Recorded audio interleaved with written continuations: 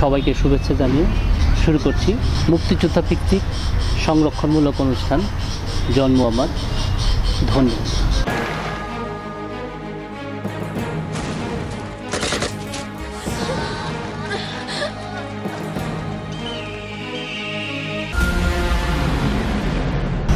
তখন আমার আব্বা যখন মারে তখন আমার আব্বা বলে যে লা ইলাহা ইল্লাল্লাহ মুহাম্মাদুর রাসূলুল্লাহ, আবার মেট দেয়, আবার লা ইলাহা ইল্লাল্লাহ মুহাম্মাদুর রাসূলুল্লাহ। এক পর্যায়ে ওদের গুলির সামনে ওরা কিন্তু আমাদের সই করে গুলি করে, ওরা গুলি করতেছে, ওরা বাঁচার জন্য গুলি করতেছে আমার মনে হয়। দুইটা একটা গুলি আবার আমার মাথার উপর দেওয়া যায়। এক পর্যায়ে আমরা সরে আসি।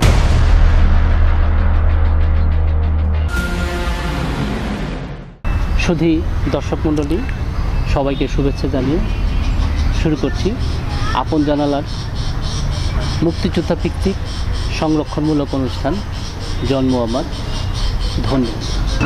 বাংলাদেশের স্বাধীনতা যুদ্ধে যারা জীবন বাজি রেখে যুদ্ধ করেছিল, আমরা তাদের কতটা সম্মান করতে পেরেছি? যাদের সম্মান পাওয়ার কথা ছিল জাতির শ্রেষ্ঠ সন্তান হিসাবে, আমরা কি আদৌ তাদের সেই সম্মানটা দিতে পেরেছি? শুধু দর্শক মণ্ডলী, আজ শুনব সেই মুক্তিযোদ্ধাদের প্রত্যাশার কথা, স্বপ্নের কথা এবং স্বপ্ন পূরণের কথা। আজকে আমাদের সাথে অতিথি হিসাবে আছেন বীর মুক্তিযোদ্ধা জনাব আজিজুর রহমান খান। শুধু দর্শক মণ্ডলী, দেরি না করে চলুন আমরা শুনি তার মুক্তিযুদ্ধে যাওয়ার সেই বীরত্ব কথা গল্প, শুনি তার স্বপ্নের কথা, শুনি তার প্রত্যাশার কথা। কাকা কেমন আছেন? ভালো আছি। আসলে আমরা কেরানীগঞ্জের যারা জীবিত মুক্তিযোদ্ধা আছে তাদের সবার সংরক্ষণে রাখার চেষ্টা করতেছি আমাদের আপন জানালার ফ্রেমে, যেন ভবিষ্যৎ প্রজন্ম আমাদের এই বীরত্বগাথা, ইতিহাসের কথা তারা জানতে পারে। তারই ধারাবাহিকতায় আপনার সাথে আমরা পরিচিত হতে পেরে এবং আপনাদেরকে আপন জানালার ফ্রেমের মাধ্যমে, আপন জানালার মাধ্যমে জনগণের সাথে সেই বীরত্বগাথা গল্পটা শেয়ার করব বলেই আজকে আপনার কাছে আসছি। তো আমার কিছু প্রশ্ন ছিল। আমাদের নতুন প্রজন্ম যারা আছে, যারা আমরা যুদ্ধ দেখিনি, তাদের মনে তো অনেক প্রশ্ন ঘুরপাক খাচ্ছে। এর মধ্যে আমার কিছু প্রশ্ন, ব্যক্তিগত প্রশ্ন। আপনার কেন মনে হলো যুদ্ধে যাবার সময় হয়েছে? বিসমিল্লাহির রহমানির রহিম। আপনার এই উদ্যোগকে আমি সাধুবাদ জানাই। আমি মনে করি আপনার এই উদ্যোগ সার্থক হবে। 1971 সালে মহান মুক্তিযুদ্ধে আমরা অংশগ্রহণ করেছিলাম বঙ্গবন্ধু শেখ মুজিবুর রহমানের 7ই মার্চের ভাষণের মধ্য দিয়ে। আমি এই কথা বলবো এই কারণে, দীর্ঘ আন্দোলন সংগ্রাম করে হাজারের বছরের শ্রেষ্ঠ বাঙালি জাতির জনক বঙ্গবন্ধু শেখ মুজিবুর রহমান এই আমাদের এই স্বাধিকার আন্দোলনকে আস্তে আস্তে উনি পুনরুজ্জীবিত করেছিলেন। তার সেই পূর্ণাঙ্গ রূপ আমরা পেয়েছি 7ই মার্চের ভাষণের মাধ্যমে। আমি এই কারণে 7ই মার্চকে বিশেষভাবে প্রাধান্য দিতে চাই। এবং সেই থেকে আমাদের প্রস্তুতি, আমি সেই 7ই মার্চের ভাষণে সেই দিন সে সোহরাওয়ার্দী উদ্যানে জগন্নাথ কলেজ ছাত্র হিসাবে, আমি তখন জগন্নাথ কলেজে লেখাপড়া করি, সেই মিছিল সহকারে সেই 7ই মার্চে সোহরাওয়ার্দী উদ্যানে আমি গিয়েছিলাম, সভাটায় আপনি উপস্থিত ছিলাম। আমরা তো বলতেই পারি আপনি 7ই মার্চের ভাষণ, এর আগেই আপনি আওয়ামী লীগের সাথে, আওয়ামী লীগ বিভিন্ন কার্যক্রমের সাথে সম্পৃক্ত ছিলেন, কিন্তু 7ই মার্চের ভাষণের পরেই মনে হলো যে আমার যুদ্ধে যাওয়ার সময় হয়েছে। আমি আপনার কথায় যেটা বলতেছি, হ্যাঁ ঠিক আছে, আপনার বক্তব্য সঠিক। আমরা তো তার আগেই এই 69-এর গণ অভ্যুত্থানের ছাত্র জনতার নেতৃত্বে সেই সময় আমি জগন্নাথ কলেজে পড়ি। পড়া অবস্থায় আমরা বঙ্গবন্ধুর ঘোষিত তদানীন্তন ছাত্র লীগ ঘোষিত যে ছাত্র সংগ্রাম পরিষদ গঠিত হয়েছিল, সেই সংগ্রাম পরিষদের নেতৃত্বে আমি একজন সংগ্রাম পরিষদের অন্যতম সদস্য জগন্নাথ কলেজের ছাত্র হিসাবে আমরা সেই মিছিলে আমরা আমাদের দাবি দাওয়াগুলো আমরা তদানীন্তন জনসমাজকে, ছাত্র সমাজকে এবং জনসমষ্টিকে আমরা এই আন্দোলনে অংশগ্রহণ করতে স্বতঃস্ফূর্তভাবে তাদের যে জাগ্রত সারা আমরা দেখেছি সেটা আজ বিরল। আচ্ছা, তখন আপনার বয়সটা কত ছিল এবং কার হাত ধরে প্রথম আপনি মুক্তি ফৌজে অংশগ্রহণ করেন? আমি তখন আমার বয়স ছিল 17.5 বছর। আমি জগন্নাথ কলেজের সেকেন্ড ইয়ারের ছাত্র। আমি মূলত ওই সময় জগন্নাথ কলেজ ছাত্র নেতা যে ছিলেন ভালুল মজদুর চুন্নু, তাদের মাধ্যমে রিয়াজুল হক রেজাউল করিম মানিক, আমরা একসাথে মিলেমিশেই কাজটা করেছি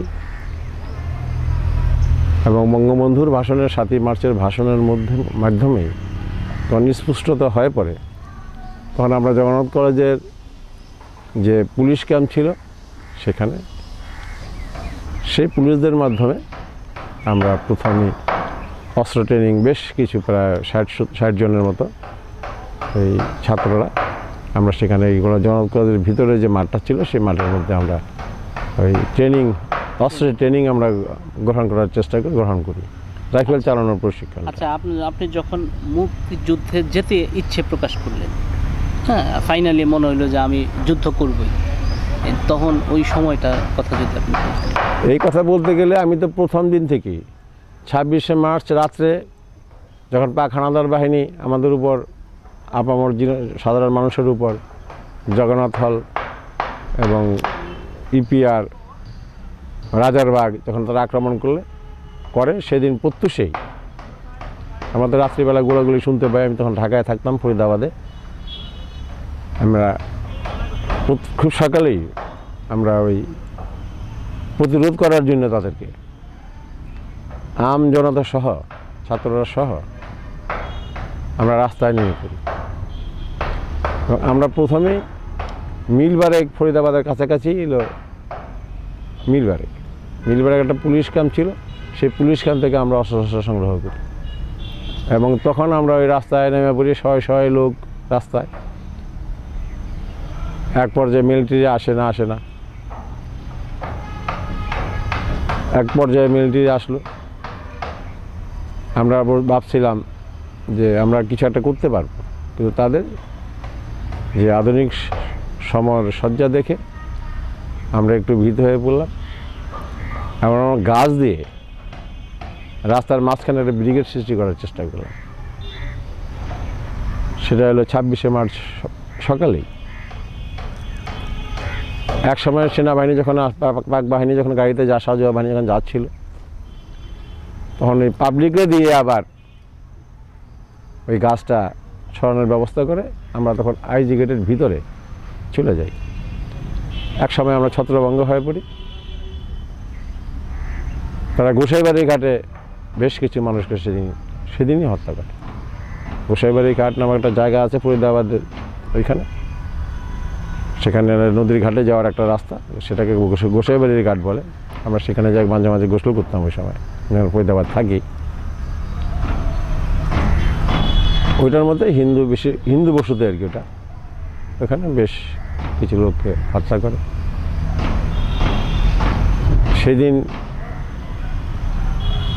সন্ধ্যায় আমরা যখন কোনোভাবেই প্রতিরোধ করতে পারতেছিলাম না আমাদের সীমিত এই রাইফেল দিয়া, আবার সবাই সংঘবদ্ধও ছিলাম না, পরিকল্পনা আমাদের মধ্যে তেমন ছিল না। আমি বাড়িতে চলে আসি। বাড়িতে চলে আসার 3 মাস পরে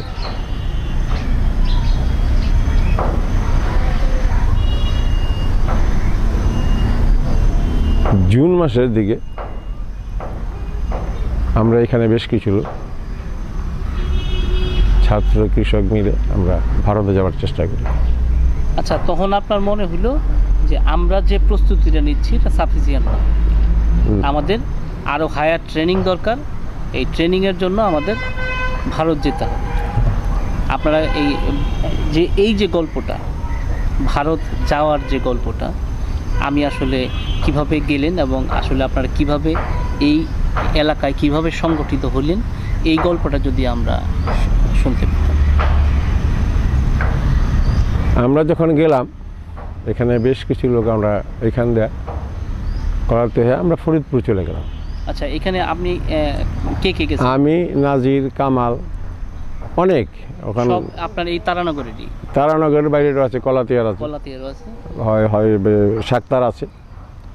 এরকম প্রায় 80 জনের মতো লোক আমরা পদ্মা পার হয়ে আমরা উপরে চলে গেলাম। না, আপনারা এট এ টাইম কয়জনে গেছেন? সবাই তো সবাই প্রায় একসাথেই, 80 জন লোক একসাথে আমরা একসাথেই প্রায় এই একটু 5জন 7জন করে, 4জন 5জন করে আমরা পাড়ে গেলাম। ওই পাড়ে যে আমরা যখন দেখলাম এক বাড়িতে যাই আমরা উঠলাম, আশ্রয় নিলাম। এখানে আমাদেরকে রাখলো, আমরা রাত্রি। কিন্তু ওই সময় আমরা শুনতে পারলাম ওই বাড়ির এক মহিলা আমাদেরকে বলল আমরা যেখানে আশ্রয় নিয়েছি সে বাড়িটা মুসলিম লীগের বাড়ি, সে একজন মেম্বার।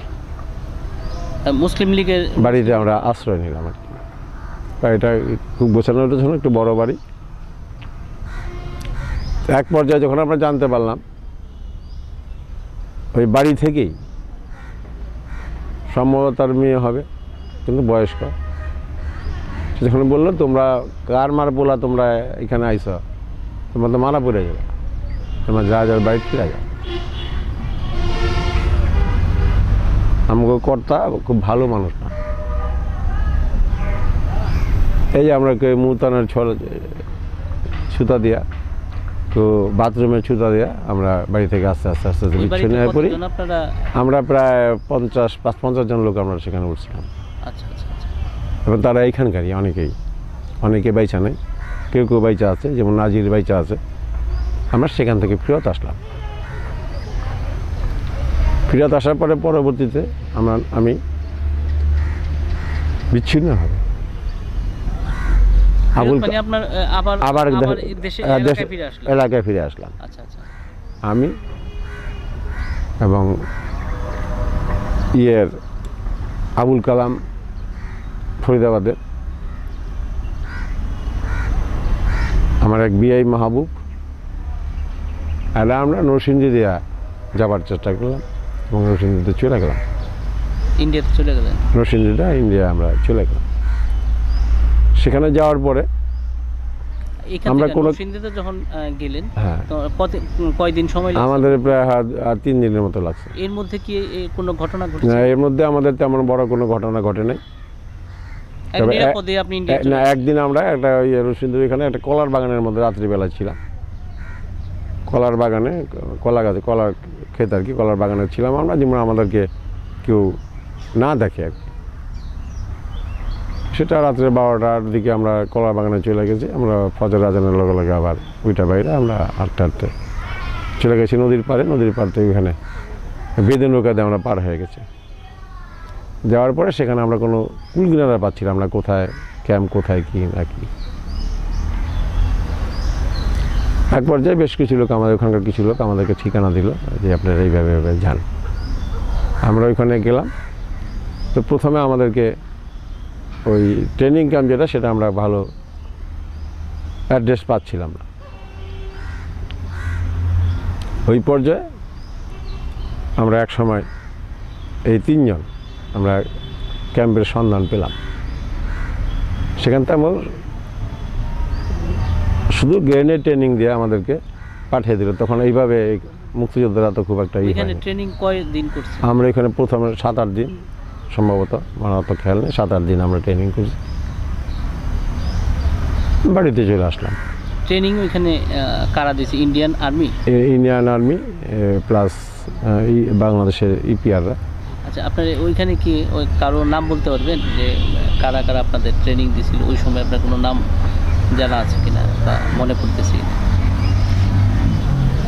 ওইখানে এক হিন্দু ছিল, সে সম্ভবত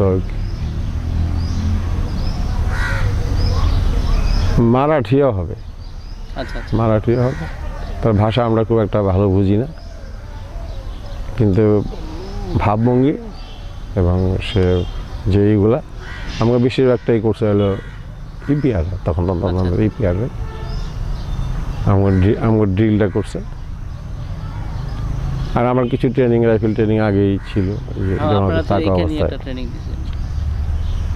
ওখান থেকে চলে আসার সময় আমাদেরকে গ্রেনেড দিয়ে দেওয়া হলো। গ্রেনেডটা আপনারা কি ওইখান থেকেই পাইছেন নাকি অন্য কোনো জায়গা থেকে? আপনারা? না, আমরা ওইখান থেকে পেয়েছি। ওইখান থেকে গ্রেনেড, শুধু গ্রেনেড নিয়ে আপনারা চলে আসছেন? গ্রেনেড নিয়ে আমরা চলে আসছি, তখন অত হয়নি, এই যুদ্ধ খুব একটা। ওইখানে কি আপনার ওইখানে ট্রেনিং হওয়ার সময় আপনাদের আমাদের স্থানীয় পর্যায়ে যারা নেতা ছিল তাদের সাথে কি কোনো দেখা? আমরা পাইনি দেখে আমরা চলে আসছি। চলে আসছেন? হ্যাঁ, আমরা তেমন ওইখান থেকে 7 দিনের একটা ট্রেনিং নিয়ে আপনারা? হ্যাঁ, 6-7 দিন এরকম গ্রেনেড চলে আসলাম। আমরা গ্রেনেড দিয়েছিলাম আমাদেরকে 3টা করে। আচ্ছা আচ্ছা। যখন চলে আসি, আসার পরে আমরা রাস্তার মধ্যে তেমন কোনো বাধার সম্মুখীন হইনি। এইখানে আইসা আমরা, আমার কাছে তখন ওই যে আমি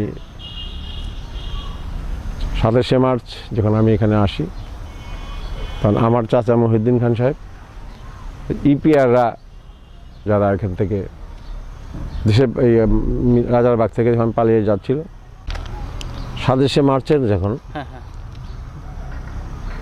এবং 26শে মার্চের 27শে মার্চের সকালের দিকে বেশ কিছু লোক, বা 26শে মার্চের রাত্রেও বেশ কিছু লোক আমাদের এখানে আশ্রয় নেয়। এর মধ্যে কিছু ইপিআরের সদস্য ছিল রাজারবাগের। ওদের কাছ থেকে আমরা কিছু অস্ত্র ওই রেখে দিই, তাদেরকে যাতায়াতের ভাড়া দেয়, এই অস্ত্র বহন করে তারা কই নিয়ে যাবে। সেগুলো শুধু 303 এবং Mark 4 রাইফেল ছিল। তাদেরকে যে ফরিদপুর যাবে তাহলে 30 টাকা, যে যশোর যাবে তাকে 60 টাকা 70 টাকা এরকম দিয়া এবং খাওয়া এলিয়া তাদেরকে আমরা বিদায় করে দিই। অস্ত্রগুলো তারা আমাদের কাছে দিয়ে যায়। এইভাবে আমরা 17টা অস্ত্র আমি রাখি। 17টা? হ্যাঁ, 17টা অস্ত্র আমি রাখি, আমার কাছে রাখি। সেই সময় ওই অস্ত্রগুলো আমার ঘরের কারের মধ্যে ছিল। এর মধ্যে আমি ওই ফরিদপুর গেছি, এর মধ্যে আমি এই যে ভারতে নরসিংদীতে ভারত গেছি, ওই সময়ও আপনার এইটা আমার কারে অস্ত্র ছিল তখন। আচ্ছা আচ্ছা। আমার ব্যবহার বিধিতে এভাবে আমার ছিল না। আমি ইন্ডিয়া থেকে আসার পরে তখন এটা পুরোপুরি মনে হলো আমার, আমি নিজে নিজে একটা সংগঠিত মুক্তিযুদ্ধ দল করবো। এর মধ্যে আমি ইন্ডিয়ান কিছু গ্রেনেড পাইছি, এবং স্থানীয়ভাবে আমি রাত্রিবেলা আমাদের এলাকার কিছু মানুষ যাদের নাম আজকে মুক্তিযুদ্ধ তালিকা আসে নাই, তাদেরকে নিয়ে আমি ওই আমাদের এখানে একটা বিল আছে, লুডেচরের বিল, ওই বিলের ওই কাছাকাছি আমরা যাই, মাঝে মাঝে অস্ত্র ওদেরকে একটু শিখাইতাম, 2-4টা গুলিও ফুটাইতাম। ওই অবস্থায় আমার সাথে নাসিরউদ্দিন সুবাচির সাথে দেখা হলো। ওনারা সদ্য ট্রেনিং নিয়ে আসছেন।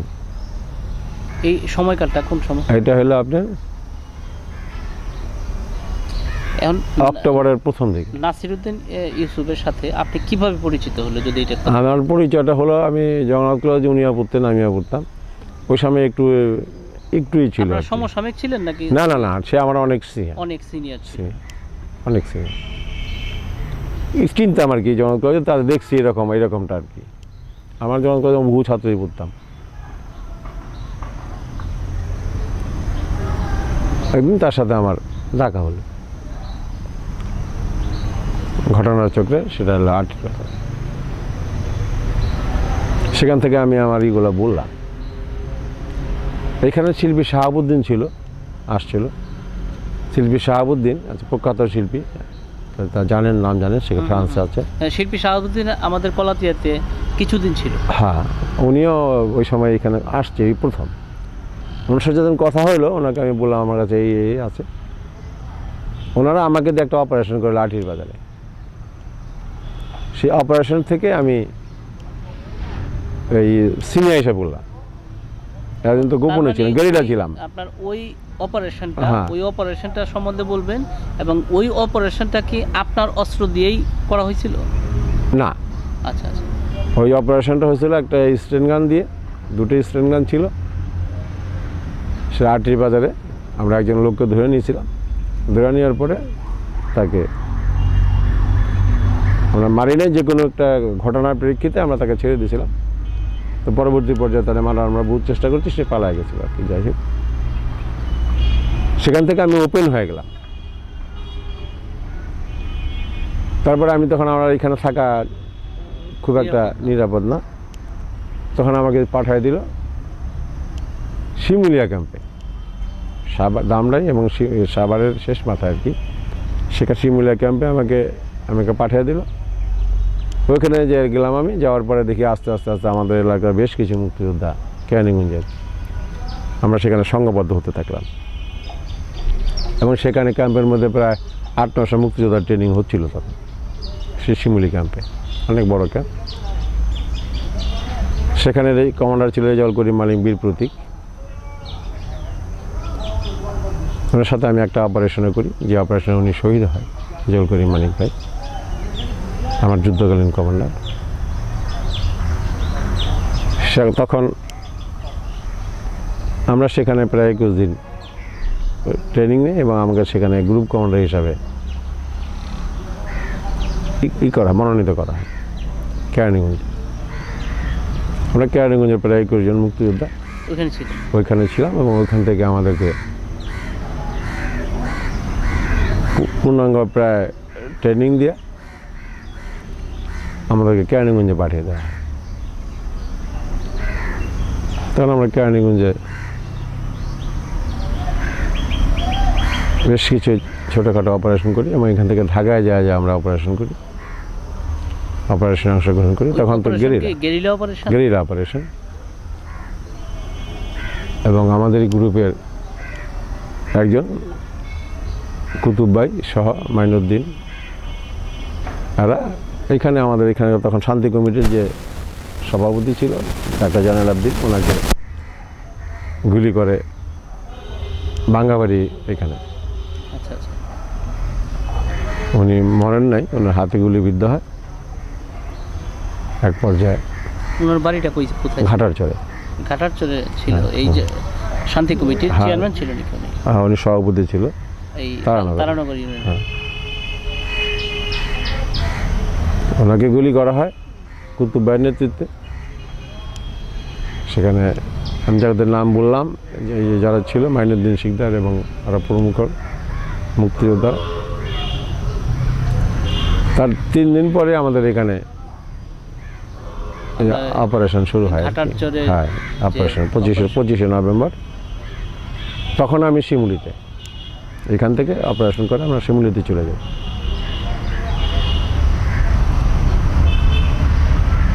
25শে নভেম্বর তখন আমি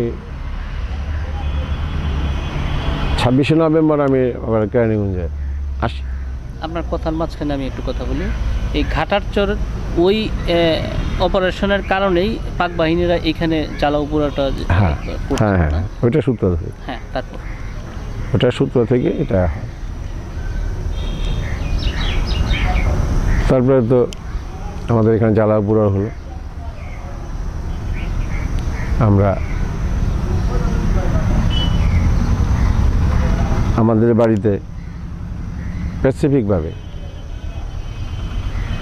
প্রথম যখন আমাদের বাড়িতে আসে মিলিটারিরা, ইস্টার্নের রাজাকাটা সহ, তখন আমার মসজিদ থেকে যারা পালাইছিল তাদেরকে ধরে নেওয়া যায় পাকিস্তানিরা, পাক বাহিনী, ইস্টার্নের রাজাকাটা। এবং আমার বাপ, ভাই, 2 ভাই, অনেকের উপরে, অনেকের খুব একটা মারধর করেনি, কিন্তু আমার বাপের প্রচুর মারামারি মারছে পাক বাহিনী। এবং চিহ্নিত তাদেরকে বলা হয়েছে ওনার ছেলে মুক্তিযোদ্ধা। তখন আমার আব্বারা যখন তারা মারে, তখন আমার আব্বা যখন বলে লা ইলাহা ইল্লাল্লাহ মুহাম্মাদুর রাসূলুল্লাহ, আমার আব্বা খুব নামাজি ছিল। তখন আমার আব্বা যখন মারে তখন তো আমার আব্বা বলে যে লা ইলাহা ইল্লাল্লাহ মুহাম্মাদুর রাসূলুল্লাহ, আবার মেট দেয়, আবার লা ইলাহা ইল্লাল্লাহ মুহাম্মাদুর রাসূলুল্লাহ। এরকম 2-3 বার বলার পরে এই পাক বাহিনীও কইতাছে যে মার্চ করতেছে, সালা তোমরা লা ইলাহা ইল্লাল্লাহ কি বলতে হয়, তুমি ইন্দিরা গান্ধীকে নাম জপো। আবার বাড়ি দেয়, আবার আমার বাপ লা ইলাহা ইল্লাল্লাহ বলে, सारा लोग तुम फिर ला इलाहा इल्लल्लाह बोलता है, तुम इंदिरा गांधी का नाम जपो। এক পর্যায়ে দূরে থেকে কে বা কারা একজন ইশারা দিছে আমার আব্বার মুখে শোনা আর কি, তখন তো আমি এখানে ছিলাম না, শোনা সে ইশারা দেয়, তা আমার আব্বার মাইট বন্ধ করে। আমার আব্বাটা তখন এক পর্যায়ে ছেড়ে দেয়, যখন সে বলে যে তোমার ছোটো লড়কা কেদার হয়, তখন আব্বা বলে, আমার বাবা একটু উর্দু বলতে পারতো, উনি বলতে ঢাকায় উর্দু যেটাকে বলে আর কি, উনি বললেন যে मेरा छोटा लड़का जगन्नाथ कॉलेज में पढ़ता उसमें निकल गया। আমার আব্বা বলে যে আমার मेरा छोटा लड़का जगन्नाथ कॉलेज में पढ़ता উনি उसमें निकल गया, মানে আমি প্রথম রাইতে মরে গেছে গা, এসে বুঝাতে এটা সক্ষম। তারপর আমার বড় দুই ভাইকে ধরে, আমার বড় দুই ভাইও তারা একই কথা বলে এবং তাদেরকেও মাইট ধুর করে। তাদেরকে যখন মাইট ধুর করে তখন এক পর্যায়ে আমাদের এখানে একটা ওসমান নামে এক লোককে, গোলাম মোস্তফা তার না আসল নাম, তাকে মাইরা ফেলায় রাখা হয়েছে, তাকে চাদরতে ঢাকিয়ে রাখা হয়েছিল। ওই চাদরতে ঢেকে রাখার মধ্যে ওই চাদরের নিচে আমার বড় ভাইকে নিয়ে শোয়ায়। তো তুমি সাজ বাত বলো, নাহলে তুমকো ভি ইসকা নজিরা হোগা। আশ্রয় ওনাকে আমি শুনছি এইভাবে ধরে রাখছে। আমার ভাই ওইখানেও ওই একই কথা বলছে যে मेरा ছোটো ভাই जगन्नाथ में पढ़ता उसमें निकल गया। তারপর ওনাকে এক পর্যায়ে ছেড়ে দেয়। এই তো আমাদের বাড়ি এসে আমি যখন আসি 26শে নভেম্বর, সেটা বিকালবেলা, তখন দেখি আমার বাড়ি ঘরে জ্বলতেছে এবং 3টা রাইফেল ছিল সেই কারের মধ্যে। তখন আপনার বাবাকে এবং আপনাদের পরিবারকে না মেরে বাড়ি ঘরটা শুধু জ্বালিয়ে দেয়? তাদের মারছেই, ওইখানে তো মারছে, জানে মারে নেই আর কি। আচ্ছা, জানে না মেরে না মেরে আইসা পরবর্তী পর্যায়ে আমাদের একটা বিল্ডিংয়ের মধ্যে গান পাউডার দেওয়া এবং আমাদের টিনের ঘর ছিল 2টা, সেটাও পুড়ে দেয় এবং বিল্ডিংয়ের ভিতরে পুড়ায় দেয়। আমার চাচার বাড়ি, যেটা চেয়ারম্যান সাহেব ছিলেন, ওনার বাড়ি ঘোড়া জ্বালায় দেয়। এবং আমাদের এখানে যে কজন মুক্তিযোদ্ধা ছিল, সে মুজাফর আহমদ খান ফ্রিডম ফাইটার, ওনার বাড়িও জ্বালায়।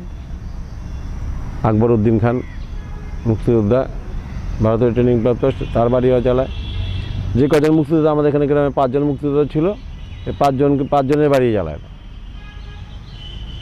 এবং পিছন দিয়ে হয়তো কিছু বাড়ি জ্বালায়নি যারা মুক্তিযুদ্ধ অংশগ্রহণ করে। এইখানে রাজাকার সক্রিয় ছিল, তা দেখাই দিচ্ছে যে এই বাড়িগুলো এটা প্রথমে আইসা জ্বালায় নেই, পরবর্তী পর্যায়ে ধরে নেওয়ার পরে যখন ওইখান থেকে তারা কনফার্ম হতে পারছে এরা মুক্তি বাহিনীর বাড়ি এগুলো, তখন আইসা আবার এগুলো জ্বালাই। আর মাত্র ঘন্টা 2 পরে আর কি প্রথম ধরে নিয়ে ইউনিয়ন পরিষদের সামনে নিয়ে গেছে আর কি। আচ্ছা আচ্ছা, মারপিটটা ওইখানেই করছে, তারানগর ইউনিয়ন পরিষদের সামনে। তখন লিচু বাগান ছিল, এইখানে তখন লিচু বাগান ছিল সামনে। এখন যে বাঙা খালি জায়গা দেখলেন না, তখন এখানে লিচু বাগান ছিল আর কি। ওই লিচু বাগানের মধ্যেই তাদেরকে লাইন ধরা দাঁড় করায়। আমার এক চাচার নাম জিজ্ঞেস করে, তোমার নাম কে হয়? আমার চাচার নাম হলো তুমসের খান। তুম খান হায়, तुम खान है? साला को छोड़ दो, तुम तो खान है। तैमूर का वंशधर है, চেঙ্গিস খা का वंशधर है, छोड़ दो। তারপর আমার আর চাচাকে জিজ্ঞেস করছে, চল আমরা সুসুন্দর ছিল, তার নাম ছিল মাতিন খান। আমরা খানবাড়ির, আমাদের বাড়ি গ্রামের নামই খানবাড়ি। তখন সে বলে, তোমার নাম क्या है? तुम्हारा नाम क्या है? कि मेरा नाम मातिन खान है। तो तुम भी खान है? क्या खाना है? कि सब आदमी खाना है? कि सब आदमी खाना है। এই সারাকে छोड़ दो। সবই খানেরা মনে করছে যে আমরা পাকিস্তানি ভাবধারা খান যেখানে আছে নামের পিছনে যে কটা জিজ্ঞেস সবই খান কয়।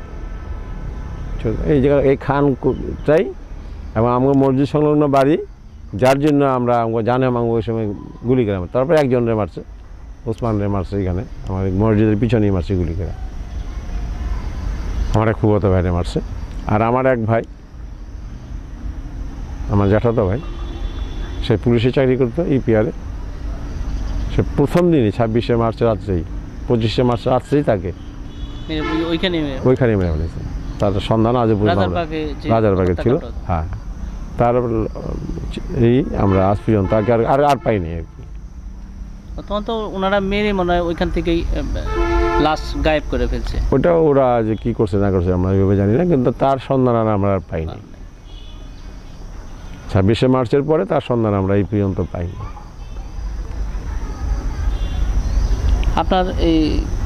আপনাদের যুদ্ধ কৌশলটা পাকিস্তানি এবং আপনাদের যুদ্ধ কৌশলটা কেমন ছিল যদি একটু বলতেন? আমরা তো সাধারণত গেরিলা যুদ্ধই করতাম। অনেক সময় আমাদের সম্মুখ যুদ্ধে অংশগ্রহণ করতে হয়েছে। যেমন আমরা যখন গোয়াডুরি ব্রিজ নামে একটা ব্রিজ অপারেশন করি, সেই অপারেশনের মধ্যে যে অপারেশনে আমার কমান্ডার, তদানীন্তন কমান্ডার রেজাউল করিম মানিক ভাই, বীর প্রতীক, তার টুয়েটি ছিল নাসিরুদ্দিন ইউসুফ বাচ্চু ভাই। রেজাউল করিম মানিক ভাই সেদিন শহীদ হওয়ার পরেই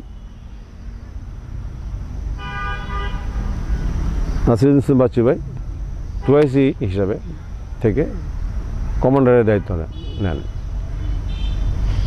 সে অপারেশন রেজাউল করিম মানিক ভাই পাক বাহিনীর সম্মুখ সমরে সে নিহত হয়, শহীদ হয়, শাহাদাত বরণ করে।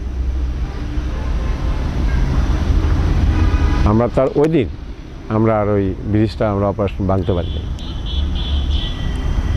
তার পরের দিন আবার আমরা নাসিরুদ্দিন ইউসুফ বাচ্চু ভাইয়ের নেতৃত্বে আমরা সেই ব্রিজ এক্সপ্লোসিভের মাধ্যমে সেই ব্রিজটা উড়িয়ে দিই। এবং সেখানকার 4 জন রাজাকার ছিল সেখানে পুলিশ পাহারায়। সেই 4 জন রাজাকার ছিল, সেই 4 জন রাজাকারও আমাদের সাথে সেই অপারেশনে আমাদের কাছে সারেন্ডার করে এবং তারা আমাদের সাথে এক সময় মুক্তিযুদ্ধই হয়ে যায়। আচ্ছা, আপনার তাহলে মুক্তিযুদ্ধটা টোটালি আপনার নাসিরুদ্দিন ইউসুফ বাচ্চুর সাথেই, হ্যাঁ, অপারেশনে লাস্ট টাইম ওনার সাথেই কাটে না? শেষ সময়টা আমি যখন আমাকে গ্রুপটা আলাদা করে দেয়, কেরানীগঞ্জে যাইতে হতো, তখন আমি কেরানীগঞ্জে চলে আসি। কেরানীগঞ্জে 2 নম্বর সেক্টরের কোন পোর্শনটা আপনি?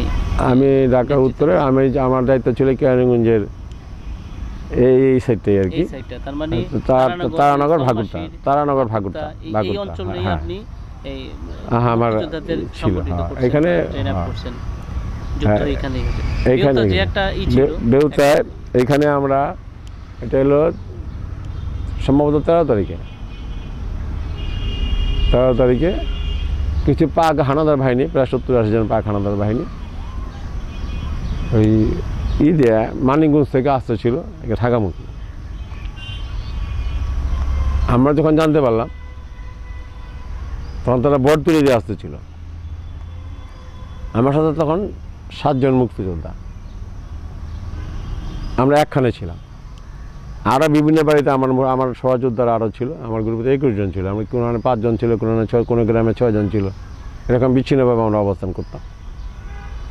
জানতে পারলাম তখন আমরা ওই তাদেরকে প্রতিহত করার জন্য আমরা এই নদীর পাড়ে, এখানে একটা নদী আছে, শাখা নদী, বুড়িগঙ্গা নদীর পাড়ে আমরা হুপটি মেরে বসে থাকলাম যে ওরা আসলে পরে আমরা কাছাকাছি আসলে গুলি করুন।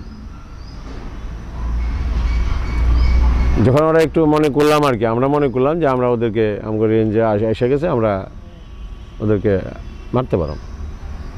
তো ওরা দেখি উপরে দিকে ফাঁকা আওয়াজ করতেছে। আমরা মনে করলাম যে আরেকটু আসুক, কিন্তু এক পর্যায়ে আমাদের মনে আর মানলো না আর কি। আমরা গুলি করা শুরু করলাম। এর মধ্যে বেশ কিছু আমরা দেখতেছি আর কি।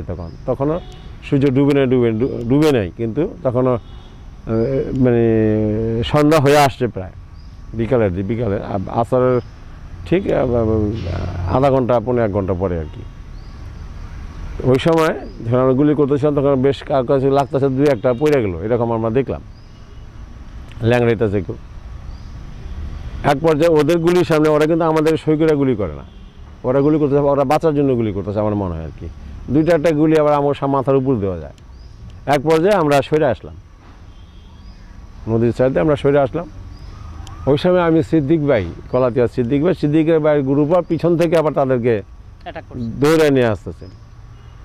এক পর্যায়ে আমরা এখানে আর সামনাসামনি নাই, আমরা মানে মনে করেন উত্তরে আর হইলো পশ্চিমে। আমরা কিন্তু যদি আমরা পূবে থাকতাম তাহলে ওকে সামনাসামনি থাকতাম, ওরা তো পূব দিকে যাচ্ছে, আমার অবস্থান নিলাম হলো দক্ষিণ দিকে, আর সিদ্দিক ভাই আস্তে আস্তে পশ্চিম দিকে, আর একটা ফাঁকা জায়গা পেয়েছে। আমরা দুই দিকে থেকে গুলি শুরু করলাম ফাঁকে ফাঁকে, আর আস্তে আস্তে আগাইতে আগাইতে এই কলমাচরের এখানে এসে পড়ছে। কলমাচরের এখানে যখন আসছে তখন গ্রামের একটু অন্ধকার অন্ধকার হয়ে আসছে, আলো ছায়া। এই অবস্থায় গ্রামের মহিলারা পুরুষ সবাই জুতা কালতা বল্লম ছিয়া এগুলো সব বাইরে গেছে। এরা গুলি, এরা আবার কোনো পাবলিকরে গুলি করতেছে না, এরা বাঁচার জন্য উপরের দিকে গুলি করে যেতেছে, আমাদেরকে জীবন কেউ না মারে, আর গুলির সামনে সহজে কেউ যেতেই চায় না। এমনি করতে করতে যখন ওরা ওয়াসপুরের কাছাকাছি চলে গেছে, ওই সময় যায় ওরা অন্ধকার হয়ে গেছে পুরা, ওরা দিশাহারা হয়ে গেছে। আর মুক্তিবাহিনীরা তখন, আমরা তো জেনে ফেলেছি, ওদের তো পোশাক আমরা চিনি, তা আমরা ওদেরকে সই সই করে গুলি করতেছিলাম দূর থেকে। আর এখানে 14 জন ওই স্পটেই, 14 জন পাক বাহিনী মারা যায়, এবং আমরা প্রায় 6 জনের ধরে নিয়ে আসছিলাম জীবিত অবস্থা। তার মানে ওদের যারা ছিল ওদের সবাই শেষ হয়ে গেছে।